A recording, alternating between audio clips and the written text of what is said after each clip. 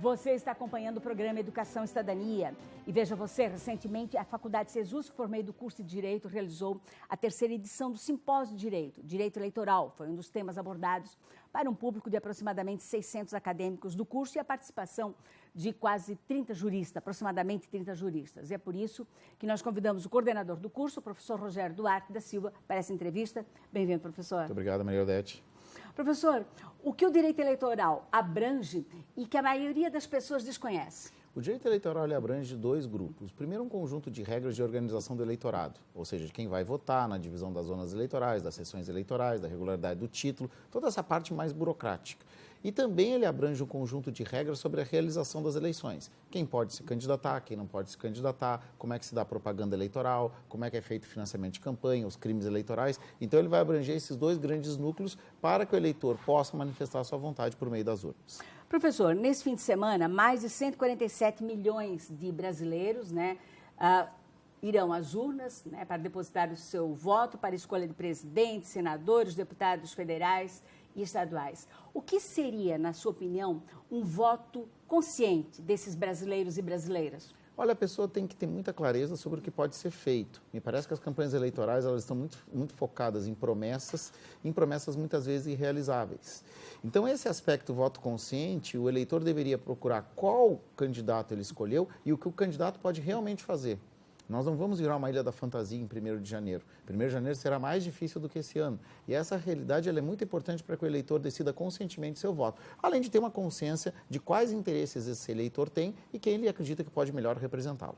A mobilização que observamos nas redes sociais, ela está sendo o diferencial das eleições de 2018? Ela nunca teve tanta influência nas eleições como dessa vez. Nós vamos saber, depois do primeiro turno, qual foi a real influência que ela provocou. Mas é inegável que nunca, nas eleições anteriores, você teve tanta força das redes sociais como está tendo nessa eleição. E é algo que a gente tem que pensar se precisa regulamentar, eu acredito que não, e como isso pode contribuir para o processo democrático.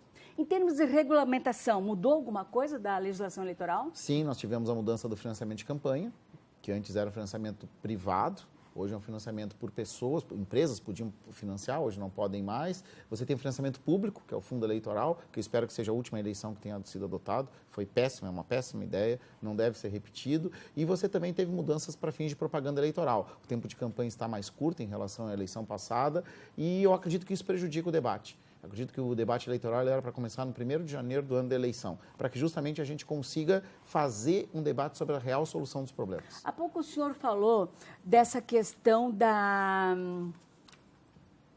das redes sociais, né? E eu queria entrar na questão da fake news, que são as notícias falsas de início de campanha até serviram de alerta. E que parece que ao longo da campanha elas foram incorporadas por muitos partidos, inclusive, e candidatos, né? As fake news são um ponto que já tinham interferido em outras eleições, via de Estados Unidos ou no referendo no Reino Unido para a saída da União Europeia.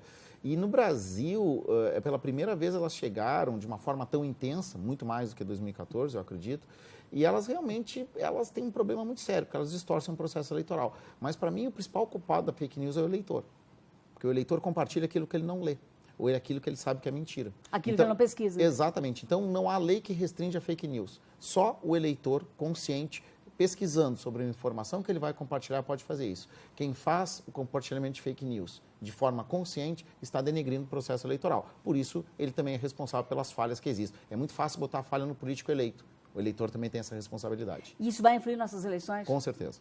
Com certeza. Com certeza, com certeza.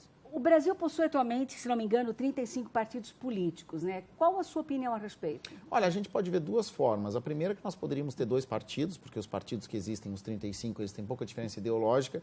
Mas se você pensar que o Brasil tem 200 milhões de habitantes e tem 35 partidos, o número de partidos é pequeno, porque nós não temos aqui, por exemplo, partidos regionais, nós não temos uma realidade que existe em outros países. Então, assim, o que nós precisamos mesmo é melhorar a qualidade dos partidos. Os partidos precisam ser mais abertos, nós precisamos pensar em regras de limitação de exercício de mandato para justamente conseguir fazer uma melhor representação.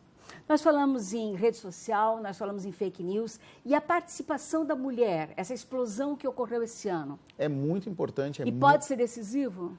Eu acho que Ou ela vai não? influenciar. Decisiva Não, né? ainda não, mas ela vai influenciar muito. E é importante que a mulher ela tenha um espaço na política natural. Nós hoje temos um espaço na política por meio de legislação, por decisões do TSE. Esse espaço tem que ser natural. A mulher ocupar o espaço na política, ela tem que ocupar da mesma forma como ela está na sociedade, naturalmente, vencendo barreiras e preconceitos. E eu espero que a eleição ajude nesse aspecto.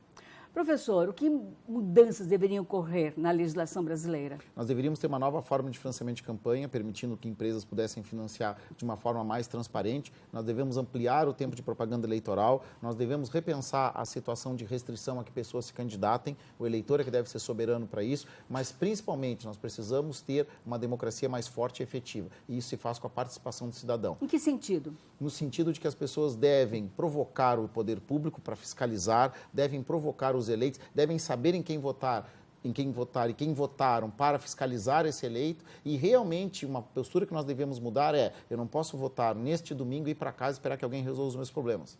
Os meus problemas fazem parte da sociedade. Nesse aspecto, o brasileiro é um pouco acomodado? É um povo acomodado. Nesse aspecto, sim. Mas não é só no brasileiro. Nós temos várias outras democracias que também estão enfrentando esse problema. O problema da democracia, ele é mundial.